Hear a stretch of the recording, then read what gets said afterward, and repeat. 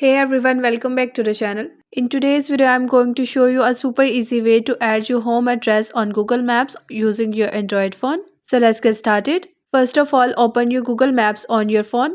Make sure you are signed in with your Google account because if you are not signed in, you won't be able to save your home address. Now at the top of the screen, you will see layers option.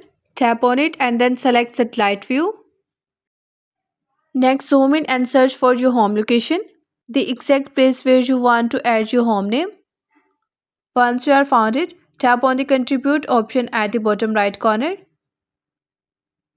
Now tap on add place. After that, enter your house name and other details Google asks for.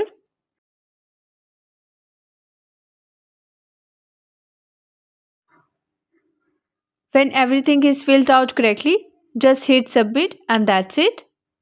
Your home address is now saved on Google Maps. From now on, whenever you tap directions button, you will see your home option right here, making navigation super fast and super easy. If you found this video helpful, don't forget to like, share and subscribe to the channel for more easy Android tips and tutorials. Thanks for watching and I'll see you in the next one.